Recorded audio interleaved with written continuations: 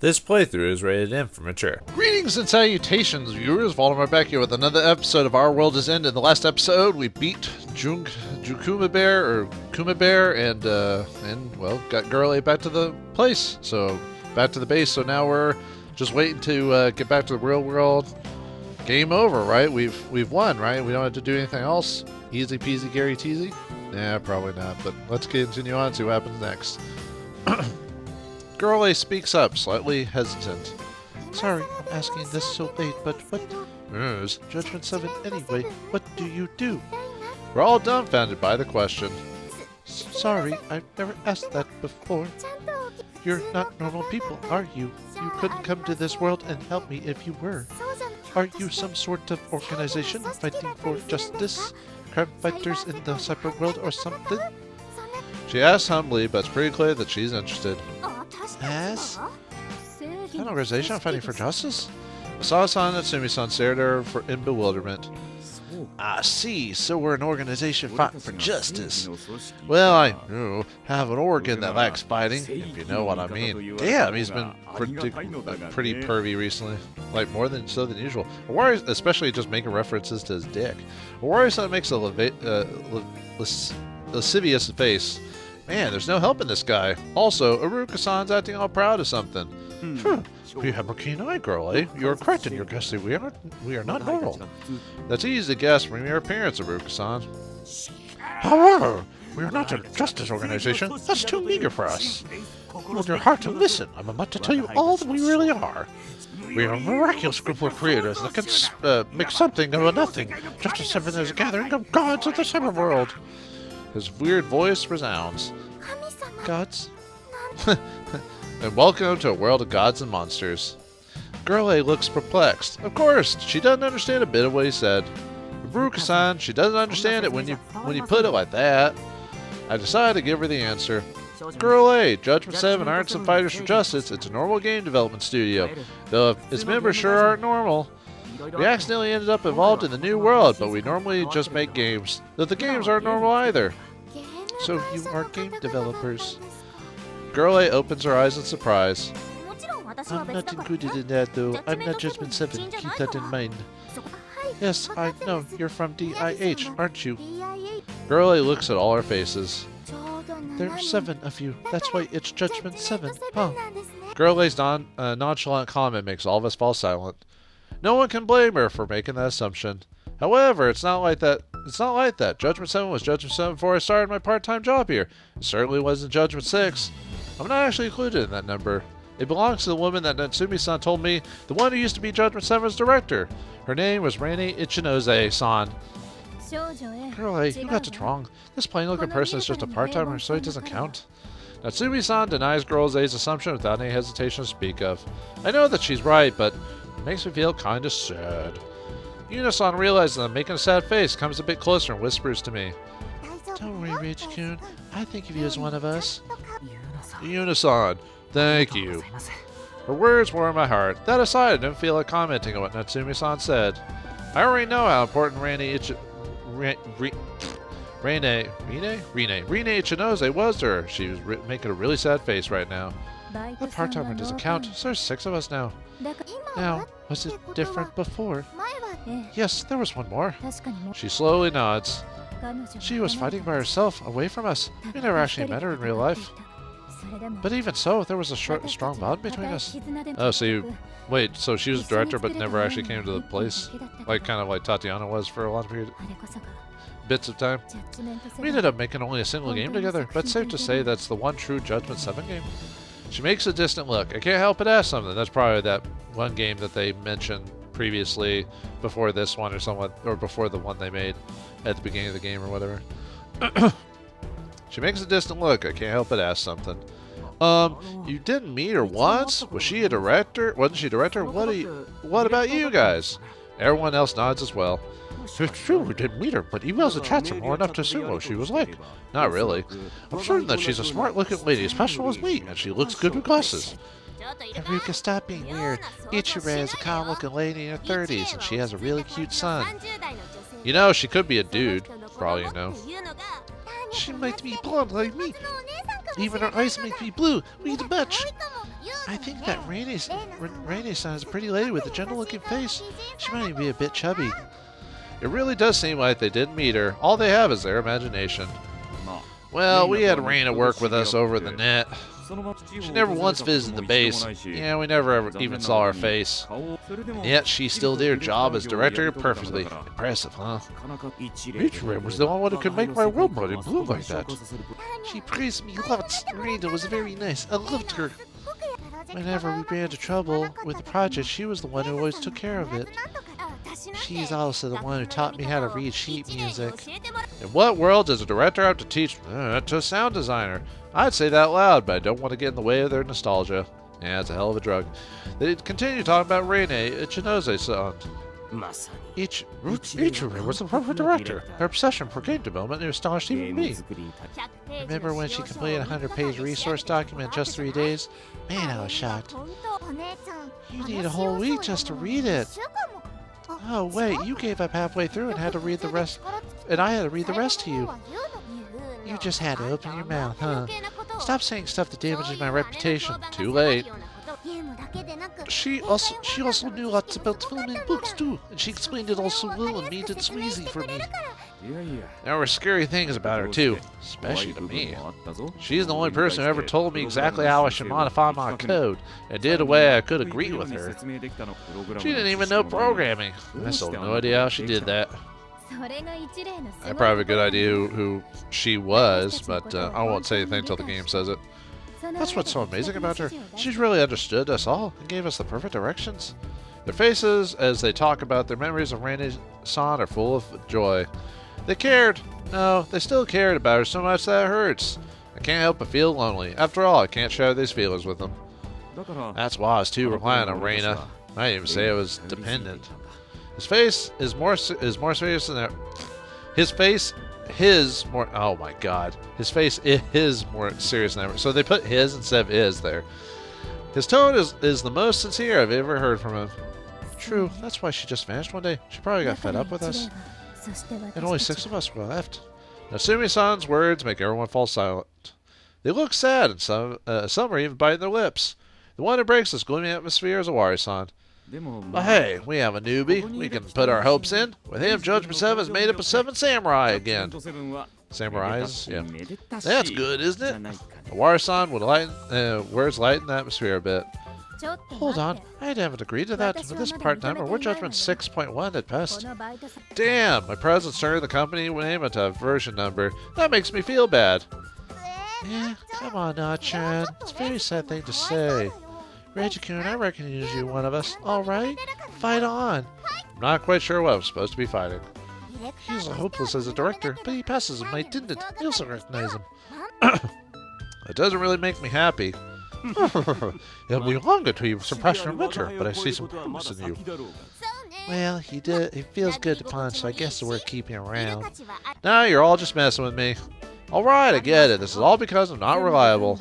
I'll do my best to become a proper director. Those are some big words, but weren't you an AD? So when did you become a D? A D? She wants the D. Don't you think you're being too uppity? And that A stands for assisting, not assistant. Don't forget that. Yeah, I'll do my best as assisting director. Satisfied? Reiji-kun, fight on. Do your best, Reggie. I don't forget my attendant, too. Or don't forget to be. Here, the sky's the limit, Reiji. I'll watch over you, my disciple. They all encourage me, I think. And so the subject ends with that it being clear whether they recognize me or not. This pizza's great, too. How do you get this crispiness from frozen food? It's all about how you cook it. You have to set the oven to... They're back to cheerfully making small talk. Girl silently watches over us. I make a wry grin and speak to her. Sorry, we kind of pushed you to the side. I don't mind. I kind of like watching you make merry. Make merry? Who talks like that anymore? Well, she is a... Oh, never mind. Her expression makes it clear that she's not saying it to be polite. I think you're a good part of Judgment 7. I also think that they recognize you as one of them, too. They wouldn't be messing around like that if they didn't. Wait, is she consoling me? That makes me feel a bit pitiful, but I truly appreciate the sentiment. But thanks! Anyway, let's dig in. It's a party after all. Okay. I try to sit down and eat, but I have trouble bringing myself to do it. I can't help but think about Rene Ichinose. Rene? Why do I keep messing up? The person that the rest of J7 respected so much. Is this jealousy? Am I envious of her as a fellow director? No, fellow isn't apt. I'm just an AD, an assisting director. But well, as I try to figure out what I feel, the situation changes. Thank you for the food. Natsumi-san takes her plate and stands up. You've done already, Natsumi-sensei? The party's simply gone, you know. Yeah, but I ate more than enough. I'll just return to my room. The Chukumba party was tiring, so I'll go get some rest. I'm sure I'll need it. And so she leaves the lounge. I can't help but feel like there was a sadness in her face. Oh dear, there she goes. Well, she doesn't look like she enjoys parties. But she looked pretty excited about this one. Probably because we mentioned Rine that caused her to do that. Miyabi-san is right. Natsumi-san doesn't like parties. She doesn't even participate in Tatiana's welcome party. Man, we're just harping on that. But when Owari-san said that we're having a party today, she wasn't against the idea. And even after it started, she didn't seem to be that uncomfortable. In fact, I'd say she was enjoying it. She probably changed when we started talking about Rine Ichinose-san. I don't know what happened between her and the group, but it's pretty clear that's not something that's easy to talk about. But we can't really leave Natsumi-san like this. Maybe we should check up on her. Maybe we. Oh, I don't know. I guess he was expecting the group, I guess. I stand up to go after Natsumi-san. Reiji-kun, can I have a moment? There's something I want to talk to you about. Well, this isn't a place for it, so let's go to my room. Uh-oh, this is creepy now. Whoa, you're getting cold now? Did you do something, Reggie? Tatiana looks at us. Her mouth is covered in food. I have no idea where he's calling me. I'm pretty sure I didn't do anything bad. He's probably taking it to something very tough. Come on, let's just keep eating. Tatiana, there's still cake left. Hurry up or I'll eat it. No, I want to eat it. It's fine, Tatiana. We also have some here too. Owari-san confirms that Tatiana is sufficiently distracted and speaks to me. Alright, let's go. We leave and go to his penthouse. Uh-oh, what's gonna happen? Or I gotta get a pimp slapped or something. Sorry about the mess. Take a seat wherever you like. Owari-san pushes some of the mess on the floor to the side. I sit down and take a look around. It's a huge mess, but there's a lot of Japanese-looking stuff, like a low-tea table and an antique dresser. It suits its taste.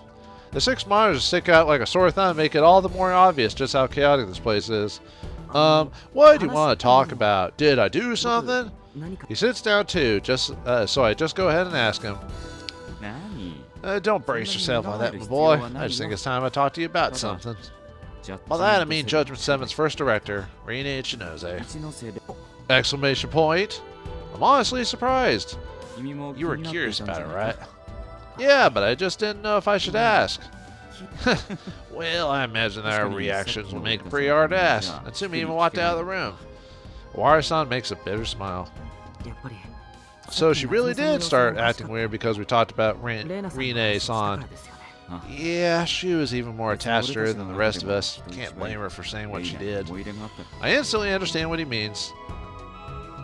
True, that's why she just vanished one day. She probably got fed up with us. And only 6 of us were left. Natsumi-san's tone as she spoke was really sad.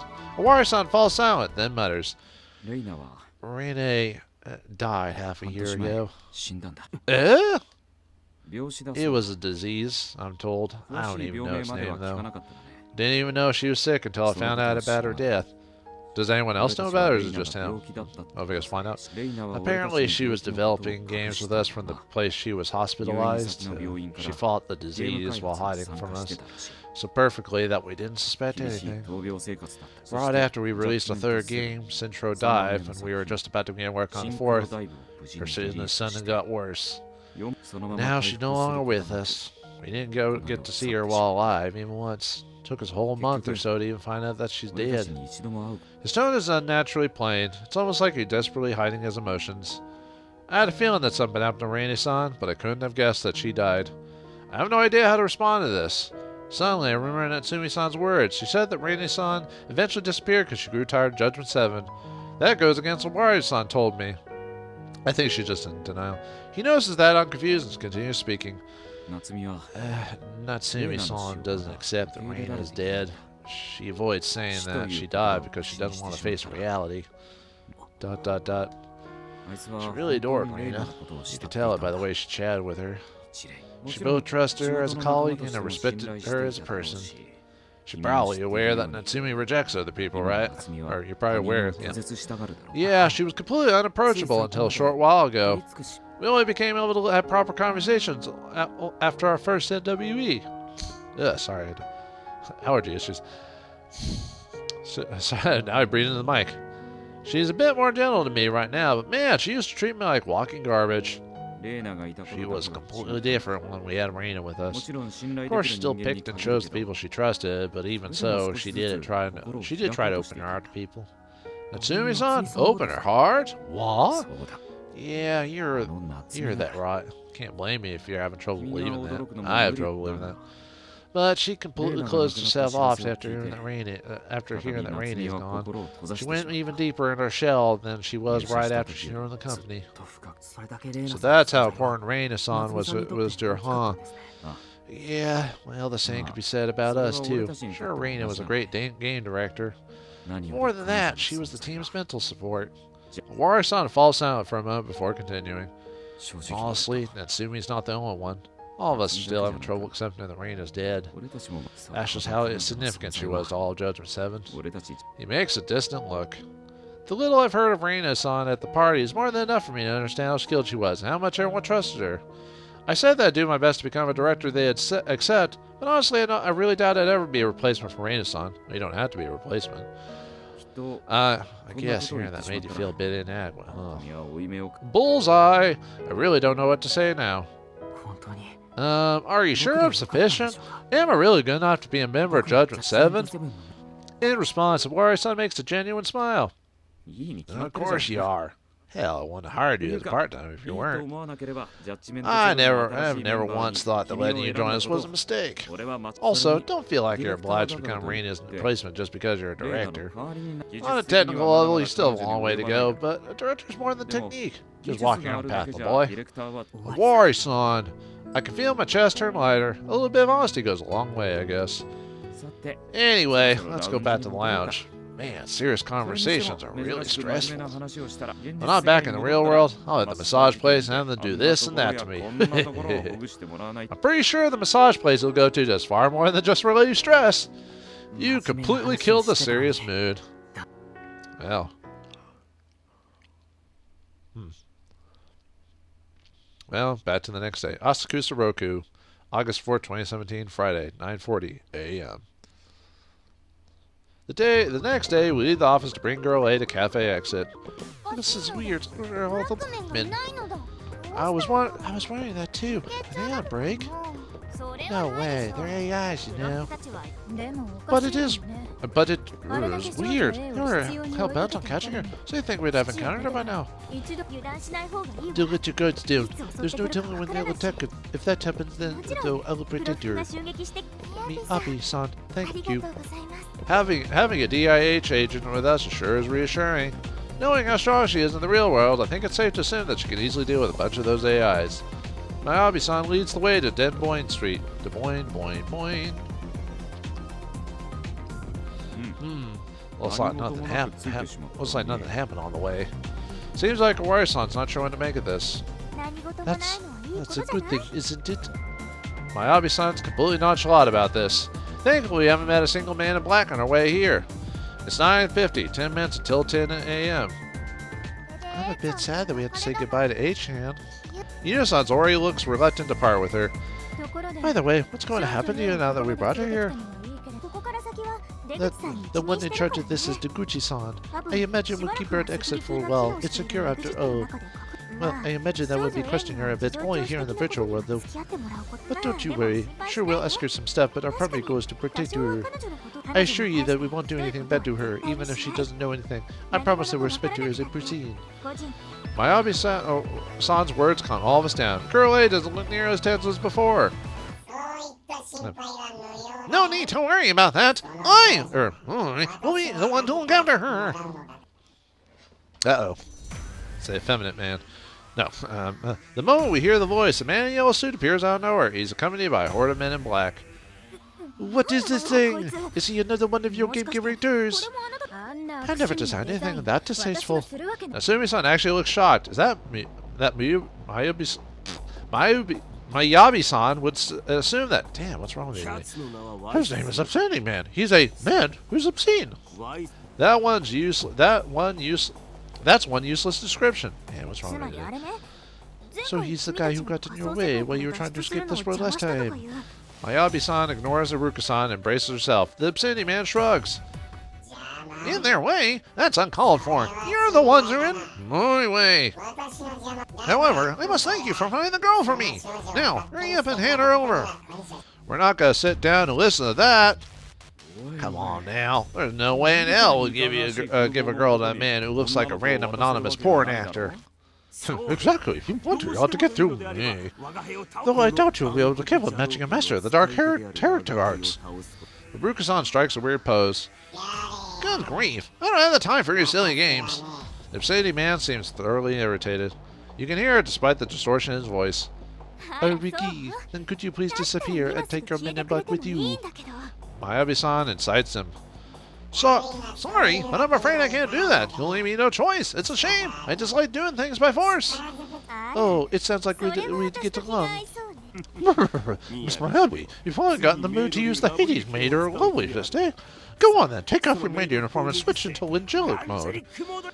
Stop making stuff up about me. And also the only one among you who can fight our Asano-chin, and that's it. But there's not nearly enough against this many enemies. The door hasn't appeared yet either, so we can't escape into the cafe. That's a bit of a problem. Hell, we can't even let the Obscenity Man find out about the cafe's entrance. Miyabi-san sighs. Miyabi-san, don't not underestimate us. Tachinko, activate the buggy. What do you even want me to do? Create a wall test objects. Oh, understood. Tatiana types away on her handheld PC keyboard. Wait, those look like Minecraft blocks or Super Mario blocks, one of the two. Wouldn't that be copyrighted? I don't know. A moment later, we and the Obscenity Man Obscenity Man? Oh, I thought it said men for a second. Are separated by a wall of low poly blocks. Will that be able to stop the Obscenity Man? Will we be able to get Girl A to the XA Cafe X in time and get her out of this place? Find out next time in the next episode of Our World Is Ended. Thanks for watching. Hope you enjoyed, and I'll see you next time.